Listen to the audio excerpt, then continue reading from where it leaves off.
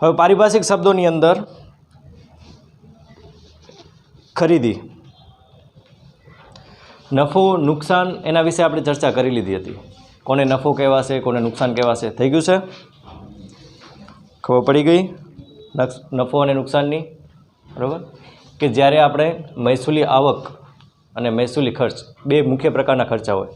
બરાબર, એમાં જ્યારે મહેસૂલી આવકોનો વધારો હોય, મહેસૂલી ખર્ચાઓ ઓછા હોય, મહેસૂલી આવક વધારે હોય અને મહેસૂલી ખર્ચ ઓછા હોય, તો આપણે સરળતાથી સમજીએ કે જ્યારે આવક ખર્ચા કરતાં વધી જાય તો આપણે લાભ થાય કે નુકસાન થાય?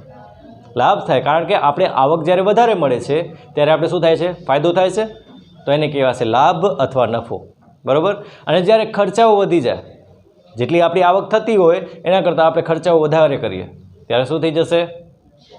નુકસાન થશે, અથવા તો ખોટ પણ એને કહેવામાં આવે છે. બરાબર, તો નફો એટલે તો જ્યારે મહેસૂલી આવકો મહેસૂલી ખર્ચ કરતાં વધારે હોય ત્યારે એને કહેવાશે નફો, અને જ્યારે મહેસૂલી ખર્ચાઓ મહેસૂલી આવકો કરતાં વધી જશે. મહેસૂલી આવક અને મહેસૂલી ખર્ચ વિશે આપણે સમજી ગયા છીએ કે જે નિયમિત રીતે આવક થતી હોય એ મહેસૂલી આવકો છે, અને જે નિયમિત રીતે ખર્ચાઓ આપણે કરવા પડતા હોય એને મહેસૂલી ખર્ચ તરીકે ઓળખવામાં આવે છે. પછી નુકસાનનો જે કોન્સેપ્ટ હતો એની અંદર શું હતું કે નુકસાન એટલે જે ખર્ચાઓ વધી જાય છે આવક કરતાં, એ તો થાય જ છે, પણ એના સિવાય બીજા પણ નુકસાનો થતા હોય છે. જેમ કે જ્યારે આપણે માલ મોકલાવતા હોઈએ એ આગમાં બળી જાય. બરાબર, આપણા દુકાનની અંદર આગ લાગી જાય તો એ આગના કારણે પણ આપણે નુકસાન થતું હોય છે. અકસ્માતના કારણે પણ આપણા માલને નુકસાન થતું હોય છે. વરસાદમાં પલળી જાય માલ તો પણ આપણે નુકસાન થતું હોય છે. તો આવી રીતે અલગ અલગ રીતે પણ નુકસાન થતું હોય છે. માત્ર આવકો અને ખર્ચના હિસાબે આપણે જોવા જઈએ તો જે નુકસાન થાય છે એ તો થાય જ છે, પણ એના સિવાય બીજી રીતે પણ જો નુકસાનનું તમને પૂછવામાં આવે તો તમે કહી શકો કે નુકસાન બીજી કઈ રીતે થઈ શકે છે. એના પછીનો ટોપિક છે ખરીદી.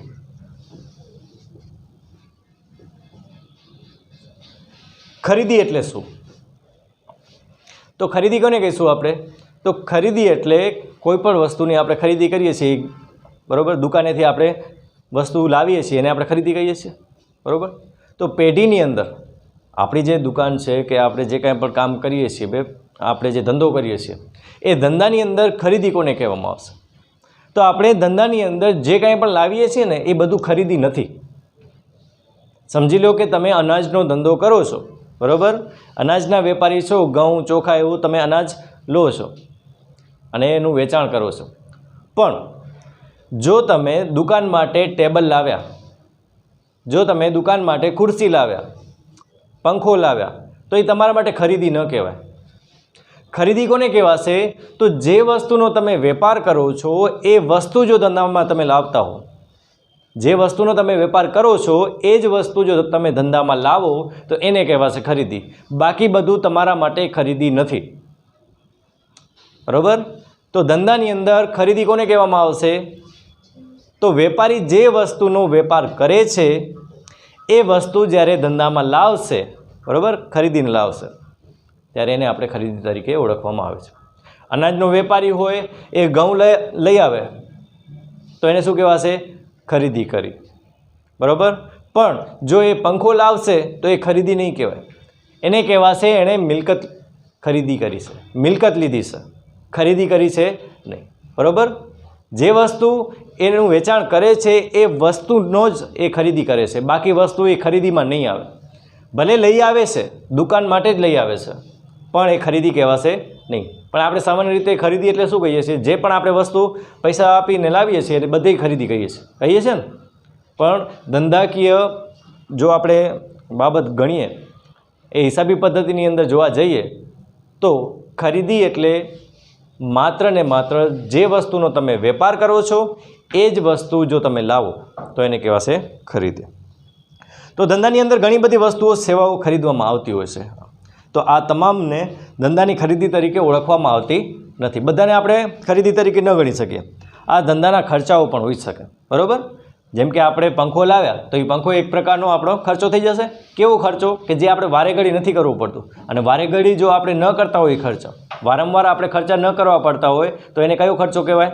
મૂડી ખર્ચ કહેવાશે. બરાબર, તો આપણા માટે મૂડી ખર્ચ થઈ જશે. તો આપણે જે મિલકતો ખરીદીએ છીએ સામાન્ય રીતે એ શું છે? એ કહેવાશે મૂડી ખર્ચ. બરાબર, વેપારી જે વસ્તુનો વેપાર કરતો હોય અને તે માલ ખરીદે તેને હિસાબી પદ્ધતિની અંદર ખરીદી તરીકે ઓળખવામાં આવે છે. દાખલા તરીકે અનાજનો જો વેપારી હોય એના દ્વારા જો સ્ટેશનરી ખરીદવામાં આવી, સ્ટેશનરી એટલે સ્ટેશનરી શું થશે? બુક્સ, પેન, પેન્સિલ, બરાબર, જે તમે લાવો છો તો એને બધાને શું કહેવાશે? સ્ટેશનરી. તો અનાજના વેપારીને પણ એના હિસાબો લખવા માટે કોઈ પણ રીતે એમને જરૂરિયાત પડતી જ હોય છે. પેજની જરૂરિયાત પડતી હોય છે, પેનની જરૂરિયાત પડતી હોય છે. તો એ અનાજનો વેપારી જો સ્ટેશનરી લાવે તો એ સ્ટેશનરી એના માટે ખરીદી નથી, પણ એના માટે શું છે? ખર્ચ છે. બરાબર. તો ધંધાની અંદર જે બધું વસ્તુઓ કે સેવાઓ ખરીદવામાં આવે છે, ધંધામાં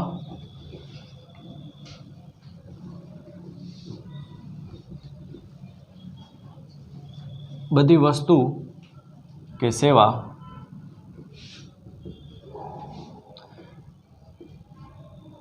ખરીદી કહેવાય નહીં. બરાબર. એ ખરીદી નહીં કહેવાય, કારણ કે જે બીજું કંઈ પણ લાવવામાં આવે છે ને એ શું કહેવાશે? એ એના ખર્ચા તરીકે ઓળખવામાં આવે છે. તેને પેઢીના ખર્ચા તરીકે ઓળખાય છે.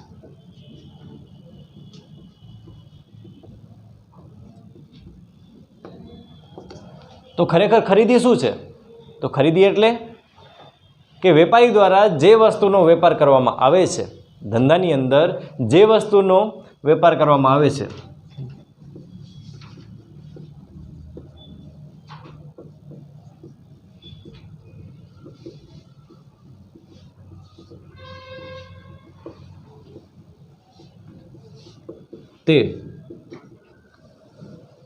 તે જો માલ લાવવામાં આવે, તે માલની ખરીદી કરવામાં આવે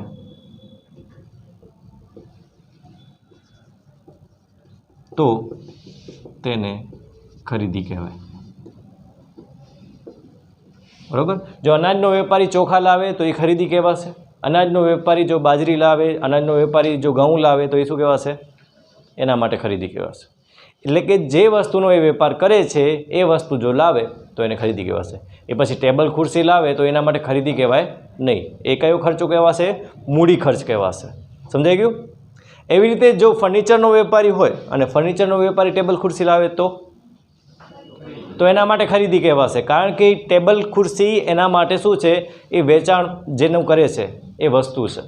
તો ટેબલ ખુરશીનું એ વેચાણ કરે છે, એ વેચાણ કરવાથી એના માટે શું થઈ જાય છે? એ માલ કહેવાય છે. બરાબર. અને એની ખરીદી થશે. સમજાઈ ગયું? ખરીદી એટલે એના પછી વેચાણ. જેવી રીતે ધંધાની અંદર લાવવામાં આવતી બધી વસ્તુઓ ખરીદી નથી, એવી રીતે ધંધામાંથી આપણે બહાર જે વેચીએ છીએ એ બધી વસ્તુ વેચાણ તરીકે નોંધાય નહીં. બરાબર. જેમ આપણે ખરીદી તરીકે બધી વસ્તુઓ ખરીદીમાં નથી નોંધતા, એવી રીતે આપણા ધંધામાંથી જે વસ્તુઓ જાય છે એને પણ આપણે વેચાણ તરીકે નોંધી શકીએ નહીં. એ બધું વેચાણ કહેવાય નહીં. તો વેપારીને ધંધામાંથી વિવિધ પ્રકારની આવકો મળતી હોય છે અને આ તમામ આવકો વેચાણ તરીકે ધ્યાનમાં લેવામાં આવતી નથી. ઘણી રીતે આવકો મળે છે, બરાબર, પણ એ બધી આવકો વેચાણ તરીકે ઓળખવામાં આવતી નથી. વેપારી જે વસ્તુનો વેપાર કરતો હોય અને તે માલનું વેચાણ કરે તો તેને હિસાબી પદ્ધતિની અંદર વેચાણ કહેવામાં આવે છે. એ જે વસ્તુનો વેપાર કરે છે એટલે કે ખરીદ વેચાણનો ધંધો, વેપાર એટલે ખરીદ વેચાણનો ધંધો કરે છે. તો વેપારી દ્વારા જે વસ્તુનું વેપાર થતો હોય એ વસ્તુ જ્યારે વેચવામાં આવે તો એ વસ્તુ જે વેચાય છે એને કહેવાય વેચાણ. અન્ય રીતે જો એ આવક મેળવતો હોય તો બધી આવકો એના માટે વેચાણ તરીકે ઓળખાય નહીં. સમજી લો કે આપણા પાસે ફેન પડ્યા છે 3, પણ આપણે એકની જ જરૂરિયાત છે, આપણે 2 ફેન વેચી દીધા. બરાબર. આપણી દુકાનની અંદર 3 ફેન પડ્યા હતા અને આપણે એક જ ફેનની જરૂરિયાત હતી. આપણે શું કરશું? એને વેચી દીધા. બરાબર. હવે વેચી દીધા એટલે આપણા માટે તો આવક થઈ. એક રીતે તો આપણે જોવા જઈએ તો એનું વેચાણ જ કર્યું છે ને, પણ હિસાબી પદ્ધતિની અંદર એને વેચાણ કહેવામાં આવશે નહીં. શા માટે નહીં કહેવામાં આવે? કારણ કે આપણે ફેન એટલે કે પંખાનો ધંધો કરતા નથી. જો આપણે પંખાનો ધંધો કરતા હોત અને આપણે પંખાને વેચ્યો હોત તો આપણા માટે શું કહેવાય? વેચાણ કહેવાશે. તો આપણે એવું લખી શકીએ કે ધંધામાંથી થતી બધી જ આવકો વેચાણ હોતી નથી। તો ધંધામાં વેપારી દ્વારા જે વસ્તુનું વેપાર કરવામાં આવે છે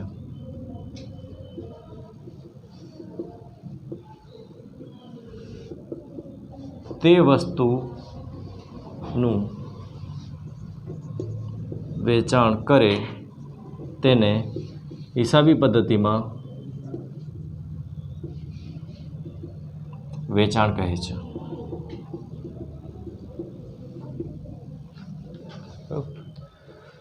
તો વેચાણ કોને કહેવાશે?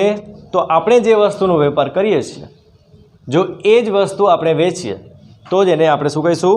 વેચાણ। એના પછી માલનો સ્ટોક। તો વેપારી દ્વારા વેપાર કરવાના હેતુસર જે માલની ખરીદી કરવામાં આવેલ હોય તેમાંથી વધેલ માલને સ્ટોક કહેવામાં આવે છે। માલનો સ્ટોક શું છે? તો વેપારી દ્વારા આપણે વેપાર કરવાના હેતુસર જે માલ લાવીએ, અનાજનો વેપારી છે એણે ઘઉં લાવ્યા, બરાબર। પછી જો ફર્નિચરનો વેપારી હોય તો એ ફર્નિચર લાવે, ટેબલ, ખુરશી, કબાટ, એ જે કાંઈ પણ વસ્તુ લાવે, બરાબર। તો જે માલ ખરીદવામાં આવ્યો હોય, કયા હેતુસર ખરીદવામાં આવ્યો હોય? વેપાર કરવાના હેતુસર, બરાબર। જે વસ્તુ આપણે ખરીદી છે જો એ આપણે વેપાર કરવાના હેતુસર ખરીદવામાં આવી હોય તો તેમાંથી જે વસ્તુનો સ્ટોક વધે, તેમાંથી જે વસ્તુઓ વધેલી હોય એ વસ્તુઓને આપણે કહેશું માલનો સ્ટોક, બરાબર। એના પછી શું આવે છે? માલનો સ્ટોક। તો માલનો સ્ટોક કોને કહેવાશે? સ્ટોક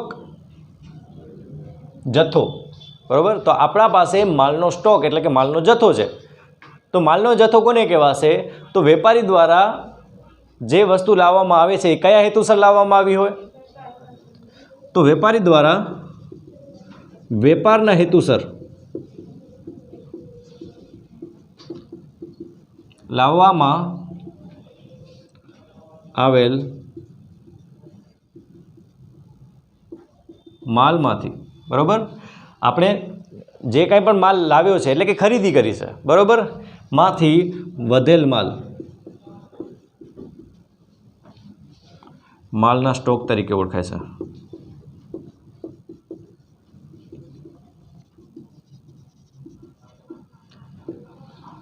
આપણે જે ખરીદી કરી છે એ ખરીદીમાંથી અમુક વેચાશે, અમુક આપણા પાસે પડ્યું રહેશે, બરાબર। બધું વેચાઈ જશે એવું બનતું નથી।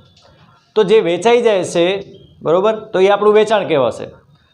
પણ જે વેચાયા વિનાનું પડ્યું રહે છે કે જે આપણા પાસે જ રહેશે, બરાબર, અને ભવિષ્યમાં આપણે એને વેચવાનું છે, તો એ ભવિષ્યમાં જે આપણે વેચવાનું છે એને શું કહેવાશે?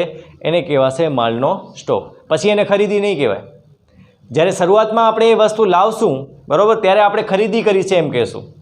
જે વસ્તુનો આપણે વેપાર કરવો છે એ વસ્તુ જ્યારે આપણે લાવશું ત્યારે શું કહેશું આપણે? કે આપણે ખરીદી કરી લાવ્યા, બરાબર। પછી એ વસ્તુને આપણે વેચશું ત્યારે શું કહીશું આપણે? એનું વેચાણ કર્યું। જે વસ્તુ લાવ્યા છીએ, જેનો વેપાર કરવો છે એ જ વસ્તુ આપણે શું કર્યું? વેચી નાખી। પણ બધી વેચાઈ શકી? અમુક વસ્તુ હજી આપણા પાસે પડી છે, તો એ જે વસ્તુ પડી છે એને આપણે ખરીદી કહેશું? ન કહેવાય। કારણ કે ખરીદી એટલે શું? જ્યારે આપણે અન્ય વ્યક્તિ પાસેથી માલ લીધો હતો, બરાબર, તો એને કહેવાશે ખરીદી। પણ જે આપણા પાસે જ પડ્યો છે એનું શું? તો જે આપણા પાસે પડ્યો છે, બાકી વધ્યો છે માલ, એને કહેવાશે માલનો સ્ટોક, બરાબર। આપણે જે જથ્થો કહીએ પડ્યો હોય, વધારાનો જથ્થો જે પડ્યો હોય ને, જે વેચાયા વિનાનું રહ્યો હોય, તો એને કહેવાશે માલનો સ્ટોક। સમજાઈ ગયું? તમને એક ઉદાહરણ આપેલું છે કે એક વેપારીએ 70,000નો માલ ખરીદ્યો હતો અને એમાંથી 45,000 માલનું વેચાણ 45,000ના માલનું વેચાણ 75,000માં કરે છે। હવે 70,000નો માલ 75,000માં વેચી નાખ્યો, બરાબર। પણ એને શું કીધું છે કે જે 70,000નો માલ હતો ને એ 70,000માંથી પૂરેપૂરો માલ નથી વેચ્યો। કેટલાનો માલ વેચ્યો છે? 45,000નો માલ। પણ એ વેચ્યો કેટલામાં? 75,000માં, બરાબર। તો આ વેચાણ કર્યું છે, તો શું આપણા પાસે માલ વધ્યો નહીં હોય? હવે બધો વેચાઈ ગયો માલ, કારણ કે 70,000નો માલ હતો, વેચ્યું 75,000માં, તો આપણા પાસે માલ નહીં હોય ને? કારણ કે આપણે જે માલ વેચ્યો છે ને એ ખરેખર કેટલી કિંમતનો હતો? 45,000નો જ હતો, બરાબર. ખરેખર કિંમત જે આપણા પાસે પડી છે એમાંથી આપણે 45,000નું જ વેચાણ કર્યું છે. બાકીના 25,000 માલનું શું? એ તો વેચાયું નથી. તો જે નથી વેચાયો એ આપણા પાસે પડ્યો રહેશે. ભલે એની કિંમત આપણે વધારે મળી ગઈ છે, એટલે કે 70,000નો માલ હતો એના આપણે 75,000 તો પહેલેથી જ મળી ગયા ને, તો એ આપણો લાભ થયો. પણ આપણે શું કરવાનું છે? આપણે પછી આ 45,000નો માલ ફ્રીમાં નથી વેચી દેવાનો, બરાબર. 45,000ના 75 મળ્યા છે, બાકી 25,000નું શું? તો એ પણ આપણે વેચશું ભવિષ્યમાં. ફ્રીમાં તો એ પણ નહીં આપી દઈએ કે જો 45,000માં 75 મળતા હોય તો આ જે 25,000 વધ્યા છે એમાંથી એ કંઈક મળશે ને આપણે. તો આપણે શું કરશું? તો એ માલ ભલે આજે નથી વેચાયો તો આવતીકાલે વેચાશે, બરાબર. એટલે કે વર્ષ દરમિયાન જે વસ્તુ આપણા પાસે પડી રહે છે વેચાયા વિનાની, બરાબર, અમુક વસ્તુ વેચાઈ જશે, અમુક વસ્તુ નહીં વેચાય. તો એ વેચાયા વિનાનો જે માલ પડી રહ્યો છે એ માલને આપણે શું કહીશું? માલનો સ્ટોક. તો હિસાબી વર્ષના અંતે 25,000 આખા સ્ટોક તરીકે ગણાશે અને બીજા વર્ષની શરૂઆતમાં તે 25,000નો શરૂઆતનો સ્ટોક કહેવાશે.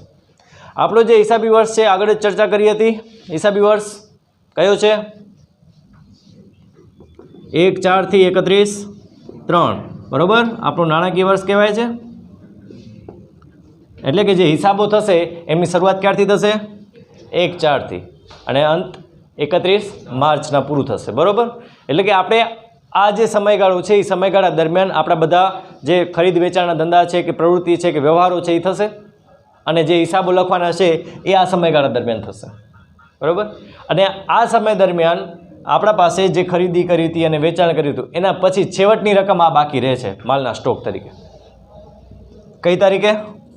છેલ્લી તારીખે, 31 તારીખે. તો હવે એ માલનું શું? તો જો આજે નથી વેચાયો તો કાલે વેચાશે. સમજી લો કે આજે 31/3 હોય, બરાબર, તો કાલે 1/4 થઈ જશે. જો 31/3 આજે હોય તો કાલે શું થઈ જશે? 1/4. જો 1/4 થઈ જાય તો એનો મતલબ એમ કે નવું વર્ષ ચાલુ થઈ જશે, બરાબર. 31/3 સુધી જે માલ નથી વેચાયો તો એ આપણા માટે પડ્યો રહ્યો અને એને કહેવાશે માલનો સ્ટોક, બરાબર. તો એ 31/3 સુધી જો પડ્યો હોય ને તો એ છેલ્લી તારીખ સુધી પડ્યો હોવાથી એને કહેવાશે આખરનો સ્ટોક. શું કહેવાશે? આખરનો સ્ટોક. એટલે કે વર્ષના અંત સુધી આપણા પાસે બાકી રહેલ માલ. આખર સ્ટોક કોને કહેવાય? વર્ષના અંત સુધી જે માલ આપણા પાસે બાકી રહ્યો છે એ કહેવાશે આખર સ્ટોક, બરાબર. હવે જે આખર સ્ટોક આ વર્ષનું છે તો એ હવે આવતા દિવસે વેચશું આપણે. આવતો દિવસ એટલે 1/4 અને 1/4 એટલે નવું વર્ષ. તો એ નવા વર્ષ માટે શું થઈ જશે? તો નવા વર્ષની શરૂઆત છે, નવા વર્ષની તો શરૂઆત થશે. તો નવા વર્ષ માટે એ કહેવાશે શરૂઆતનો સ્ટોક, બરાબર. જે સ્ટોક આ વર્ષ માટે આપણા આખરનો સ્ટોક કહેવાય. આ વર્ષ માટે શું થઈ ગયો કે 31 તારીખ આવી ગઈ, આપણા પાસે હજી સ્ટોક પડ્યો છે તો આખરનો બાકી છે સ્ટોક, બરાબર. છેલ્લેનો બાકી સ્ટોક છે તો એ છેલ્લેનો બાકી સ્ટોક એટલે આખર સ્ટોક. પણ એ જ સ્ટોક એના પછીના દિવસે શરૂઆતનો સ્ટોક થઈ જશે, કારણ કે નવા વર્ષની શરૂઆત થાય છે એટલા માટે એ સ્ટોક કહેવાશે શરૂઆતનો સ્ટોક, જે આપણે ગયા વર્ષમાંથી લાવ્યા છીએ. પડી સમજણ? કારણ કે આપણા પાસે એ જૂનો જ પડ્યો હતો, નવો આપણે ખરીદ્યો નથી. એ ગયા વર્ષે પડી રહ્યો હતો એ જ આપણે શું કરશું? અત્યારે ચાલુ રાખશું, બરાબર. એટલે એને કહેવાય છે શરૂઆતનો સ્ટોક.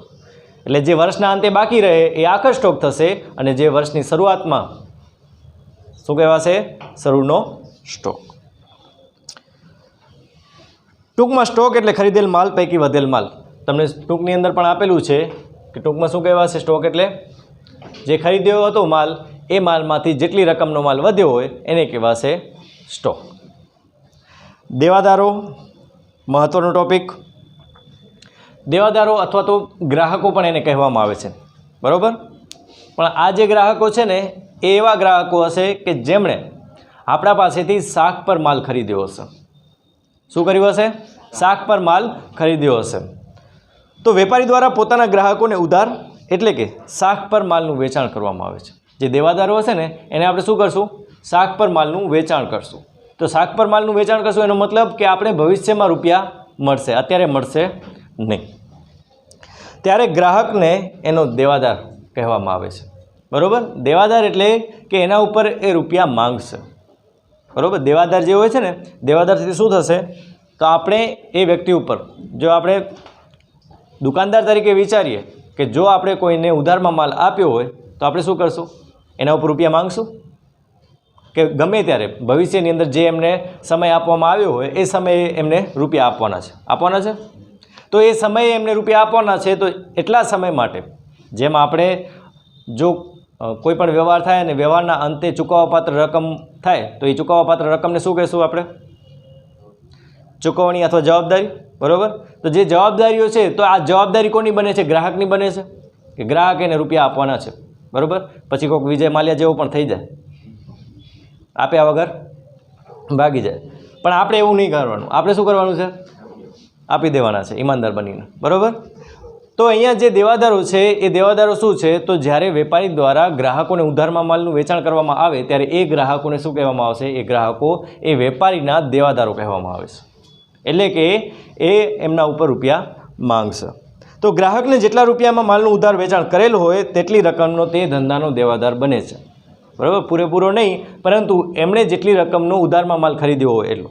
સમજી લો કે એમણે 10,000નો માલ ખરીદ્યો હોય, પણ એ 10,000માંથી 4,000 એમણે રોકડા ચૂકવી દીધા છે, તો એ વ્યક્તિ 10,000નો દેવાદાર નહીં થાય. કેટલાનો થશે? માત્ર 6,000નો દેવાદાર થશે. એટલે કે એ વ્યક્તિએ જેટલી રકમનો માલ ઉધારમાં અથવા તો શાક પર ખરીદ્યો હોય એટલી રકમનો જ એ દેવાદાર ગણાય, એનાથી વધારે રકમનો ગણાય નહીં. અને દેવાદારોને ચાલુ મિલકતો પણ ગણવામાં આવે છે. એ આપણે જ્યારે મિલકતોવાળો ટૉપિક શીખતા હતા એની અંદર જ આવી ગયો હતો. દેવાદારો, લેણી હુંડી, બરાબર, રોકડ સિલક, બેંક સિલક, એ બધી ચાલુ મિલકતો કહેવાતી, યાદ છે? તો આપણે દેવાદાર કોને કહીશું? તો દેવાદાર એ ગ્રાહક જ છે. એક વસ્તુ એ ગ્રાહકો, પણ કેવા ગ્રાહકો? કે જે માલની ઉધાર ખરીદી કરતા હોય. બધા ગ્રાહકો નહીં. આપણે બધા ગ્રાહકોને દેવાદાર કહી શકીએ નહીં, કારણ કે જે ગ્રાહકો આપણને રોકડ આપતા હોય, રોકડેથી માલ ખરીદતા હોય, એવા ગ્રાહકો આપણા માટે દેવાદાર નથી, બરાબર? જે ગ્રાહકો આપણને રોકડમાં રકમ આપતા હોય અથવા તો ચેક આપતા હોય તો એવા ગ્રાહકોને દેવાદાર કહેવાય નહીં. તો વેપારી દ્વારા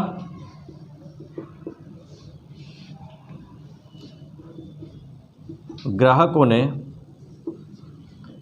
ઉધારમાં એટલે કે શાક પર માલનું વેચાણ કરવામાં આવે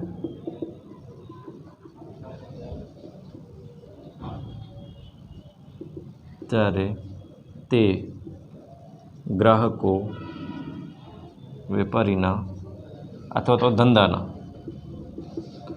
દેવાદાર બને અને એને કહેવાશે ચાલુ મિલકત, બરાબર? દેવાદારો ચાલુ મિલકત પણ છે. એના પછી આવે છે લેણી હુંડી. લેણી હુંડી શું છે એના વિશે સમજીએ. સમજી લો કે કોઈ ગ્રાહક તમારા પાસેથી ઉધારમાં ખરીદી કરી ગયો, બરાબર? હવે એણે તમને કહ્યું કે હું તમને 10 દિવસની અંદર રૂપિયા ચૂકવી આપીશ. તો તમે એને કહેશો કે મને વચન આપ. તો હવે વચન તો એમને આપી દેશે, બરાબર, કે હું આ આપી દઈશ. પણ મોઢેથી જે બોલેલું છે એ આપણે ક્યાંય પણ રજૂ કરવું હશે કોર્ટની અંદર તો આપણે એને માન્ય ગણશું? કોર્ટ માન્ય ગણશે? મોઢેથી બોલેલું ક્યાંય પણ માન્ય ગણાતું નથી. તો આપણે શું જોઈશે? પ્રૂફ જોઈશે, કંઈક સબૂત જોઈશે. તો જે વેપારી છે ને એ શું કરશે? તો વેપારી એક ચિઠ્ઠી લખશે, બરાબર? એ ચિઠ્ઠીમાં શું લખશે? તો કે સામેવાળો જે વ્યક્તિ છે, સામેવાળો વ્યક્તિ એટલે કે જે ગ્રાહક છે કે જેણે ઉધારમાં માલ ખરીદ્યો છે, એ વ્યક્તિ અમુક જે રકમ એ માંગે છે એ અમુક સમયે એટલે કે જે સમયગાળો એને આપે એ સમય પૂરો થતાં એને રકમ ચૂકવી આપશે એવું વચન એના પાસેથી માગે છે. તો જે માલિક હશે, જે વેપારી હશે, બરાબર, સમજી લો કે આપણે ધંધાથી છીએ, બરાબર, આપણે કોઈને માલ વેચ્યો છે તો આપણે શું કરશું? તો એને આપણે લેણી હુંડી લખી આપશું. શું આપશું? લેણી હુંડી. તો લેણી હુંડી કોણ લખશે? તો જે વેપારી હશે ને એ લેણી હુંડી લખશે. કોના ઉપર લખશે? તો જે ગ્રાહક હશે ને એના ઉપર, દેવાદાર ઉપર, બરાબર? તો લખનાર કોણ હશે આમાં? જે વેપારી હશે એ લખનાર હશે અને સ્વીકારનાર કોણ હશે?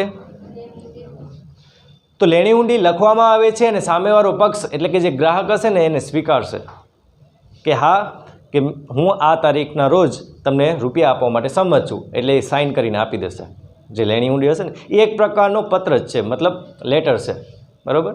જેમ આપણે બિલ બનાવીએ છીએ ને એવી રીતે બિલ હોય છે, પણ બિલની અંદર જેમ બધી માલની વિગત હોય છે, કોના કેટલા રૂપિયા હોય છે, બરાબર, એવી રીતનું હોય છે. જ્યારે આની અંદર આ વ્યક્તિ એટલે કે વ્યક્તિનું નામ હશે, બરાબર, પછી તારીખ આપેલી હશે કે આ તારીખના રોજ, એટલે કેટલા દિવસ થાય છે તો 10 દિવસ, 5 દિવસ, 15 દિવસ એનો પણ ઉલ્લેખ કરવામાં આવે છે, અને કેટલી રકમ છે એ રકમનો પણ એની અંદર ઉલ્લેખ કરવામાં આવે છે.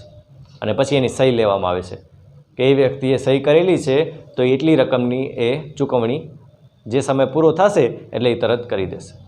તો એક પ્રકારનું એ દસ્તાવેજ થઈ જશે આપણા માટે કે ભવિષ્યની અંદર કોઈ વિખવાદ થાય, ઝઘડો થાય, બરાબર, તો પછી આપણે શું કરી શકીએ, એ દસ્તાવેજ તરીકે રજૂ કરી શકીએ ગમે ત્યાં, બરાબર. જો આપણે મોઢેથી બોલેલું હશે એ ક્યાંય માન્ય ગણાશે નહીં, પણ આપણે શું કરવું પડશે, દસ્તાવેજ હશે તો આપણે ક્યારેય પણ રજૂ કરવાનું હશે તો એ રજૂ કરી શકશો. તો આ લેણી હુંડી પણ એક પ્રકારનો દસ્તાવેજ છે. એની સાથે દેવી હુંડી પણ આવે છે, બરાબર. એ દેવી હુંડી આપણે પછી જોઈએ, એના પહેલાં દેવાદારો પછી લેણદારો જોઈ લઈએ. લેણદારો એટલે કોણ? વેપારીઓ હશે. તો જો જેમ આપણે બીજાને ઉધારમાં માલ આપીએ છીએ, ઉધારમાં માલનું વેચાણ કરીએ છીએ, એવી રીતે આપણે પણ શું કરશું, કોઈ પાસેથી ઉધારમાં માલની ખરીદી કરશું. ક્યારેક આપણા પાસે રૂપિયાની શોર્ટેજ હોય અથવા તો આપણા ક્યાંક રૂપિયા અટકી ગયા હોય, એ સંજોગોની અંદર પણ આપણે શું કરતા હોઈએ છીએ, ઉધારમાં માલની ખરીદી કરતા હોઈએ છીએ. તો જ્યારે આપણે કોઈ વેપારી પાસેથી ઉધારમાં માલની ખરીદી કરીએ ત્યારે એ વેપારી આપણા માટે લેણદાર કહેવાશે. શું કહેવાશે? લેણદાર. તમે જ્યારે કોઈ વેપારી પાસેથી ઉધારમાં માલની ખરીદી કરી આવ્યા તો એ તમારા ઉપર રૂપિયા માંગશે, બરાબર. તો એ રૂપિયા જે માંગે છે એને કહેવાશે લેણદાર. જે વેપારી તમારા ઉપર રૂપિયા માંગે છે એને લેણદાર કહેવાશે. અને તમે જેટલી રકમનું શાક પર માલ ખરીદ્યો છે એટલી રકમના તમે એના, બરાબર. તો હવે આ સંજોગની અંદર તમે શું કહેવાશો? જો સામેવાળો લેણદાર છે, બરાબર, પણ તમે શું કહેવાશો? એના દેવાદાર કહેવાશો. કારણ કે તમે ઉધારમાં માલ ખરીદ્યો છે, તમે એના ગ્રાહક થયા. તો જ્યારે વેપારી છે એ લેણદાર છે અને તમે એના શું થઈ જશો? દેવાદાર. સમજાઈ ગયું? તો લેણદાર અને દેવાદારમાં છે કાંઈ પ્રશ્ન? કાંઈ નથી ને? ચાલો, એના પછી દેવી હુંડી. હવે દેવી હુંડી શું છે? તો દેવી હુંડી એ બીજું કાંઈ નહીં, આ લેણી હુંડી જ છે. એટલે કે લેણી હુંડી અને દેવી હુંડી બંને એક જ છે, અલગ અલગ નથી, બરાબર. લેણી હુંડી અને દેવી હુંડી બંને એક જ છે. કેવી રીતે? તો જે લેણી હુંડી છે ને એ લેણી હુંડી કોણ લખે છે? આગળ જ કીધું એમ જે વેપારી હશે એ લખે છે, બરાબર. તો લેણી હુંડી વેપારી લખી અને કોને આપશે? ગ્રાહકને આપશે, એના જે દેવાદાર છે એને આપશે, અને એ સ્વીકારીને શું કરશે? પરત કરશે. તો જે સ્વીકારીને પરત કરે છે દેવાદાર, બરાબર, તો એ દેવાદાર માટે થશે દેવી હુંડી. એટલે કે એ જ જે ચિઠ્ઠી છે, વચન ચિઠ્ઠી પણ એને કહેવામાં આવે છે, બરાબર. લેણી હુંડી કે દેવી હુંડી છે ને એને વચન ચિઠ્ઠી પણ કહેવામાં આવે છે કે હું આટલી રકમ ચૂકવવા માટેનું વચન આપું છું, એવી રીતનું પણ એની અંદર લખાણ હોય છે. તો એ જે લેણી હુંડી કે દેવી હુંડી છે ને બંને એક જ હોય છે. જે લખનાર માટે લેણી હુંડી કહેવાય છે, જે વેપારી હશે ને એ વેપારી શું કહેશે? એને લેણી હુંડી. પણ જે ગ્રાહક હશે એ એને શું કહેશે? દેવી હુંડી. તો એક જ વસ્તુ, પણ એના જે પક્ષકાર છે એ પક્ષકાર પ્રમાણે એના નામ અલગ છે. જો તમે દેવાદાર હો તો તમારા માટે એ થઈ જશે દેવી હુંડી. જો તમે દેવાદાર હો તો તમારા માટે શું થઈ જાય? દેવી હુંડી, કારણ કે તમારે રૂપિયા ચૂકવવાના છે, બરાબર. પણ જો તમે લેણદાર હો એટલે કે તમે એના ઉપર રૂપિયા માંગતા હો તો તમે શું કરશો? તમે એને લખશો. અને જો તમે લખતા હો તો એ તમારા માટે શું થઈ જશે? લેણી હુંડી. એટલે એક જ હુંડી અલગ અલગ પક્ષકારો માટે અલગ અલગ નામ ધરાવે છે. એ વેપારી માટે લેણી હુંડી થશે, જ્યારે ગ્રાહક માટે દેવી હુંડી કહેવાશે. સમજાઈ ગયું? બરાબર. એટલે લખનાર માટે લેણી હુંડી, સ્વીકારનાર માટે દેવી હુંડી. લખનાર લખશે, પોતાની સહી કરશે, અને સામેવાળા એનો સ્વીકાર કરશે કે હા હું આ ચોક્કસ તારીખે એ રકમ આપવા માટે બંધાયેલો છું, અને એ પોતાની સાઇન કરી અને પરત કરશે, બરાબર. હુંડી ક્યારે અસ્તિત્વમાં આવશે? જ્યારે સામેવાળો સ્વીકારશે ત્યારે, બરાબર. સામેવાળો સાઇન કરી આપશે કે હા હું આ તારીખે રકમ ચૂકવી દઈશ, ત્યારે એણે સ્વીકાર કર્યો છે એમ કહેવાય. અને એ સ્વીકાર કરી દે એટલે આપણે પછી શું કરવાનું? એ હુંડી અસ્તિત્વમાં આવી છે એવું કહેવાશે. હુંડીનો આખો ચેપ્ટર તમને બીજા ભાગની અંદર આવશે જ, બરાબર, ત્યારે આપણે વધારે એની ડીપમાં સમજશું. અત્યારે આપણે દેવાદાર અને લેણદાર વિશે સમજવાનું છે. દેવાદાર કોને કહેવાય? તો આપણા પાસેથી જે ઉધારમાં માલ ખરીદી જાય છે, આપણા પાસેથી, આપણે એટલે વેપારી, બરાબર. અત્યારે આપણે શું છે? અહીંયા વેપારી છે. તો વેપારી દ્વારા જ્યારે ગ્રાહકોને ઉધારમાં માલ આપવામાં આવે, ઉધારમાં માલનું વેચાણ કરવામાં આવે, તો જેટલી રકમનો માલ એણે ઉધારમાં ખરીદ્યો છે એટલી રકમનો એ દેવાદાર કહેવાય. લેણદાર, લેણદાર શું? તો ધંધાની અંદર જે વેપારી હોય, સમજી લો કે આપણે છીએ, બરાબર, તો ધંધા દ્વારા જ્યારે ગરમી થાય છે,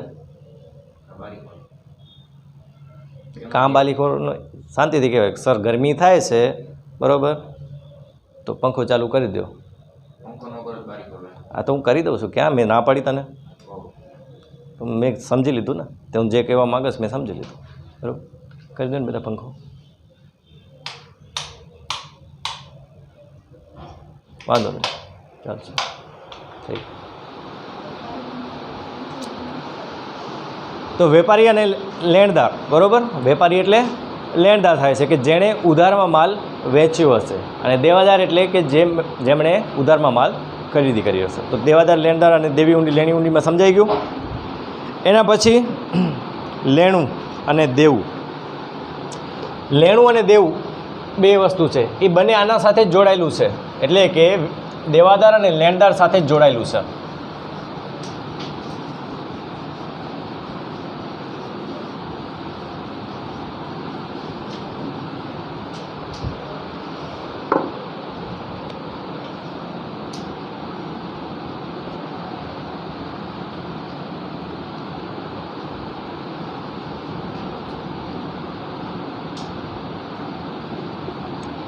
આ યાદ રાખજો કે દેવું અને લેણું છે. તો દેવું કોને કહેવાશે?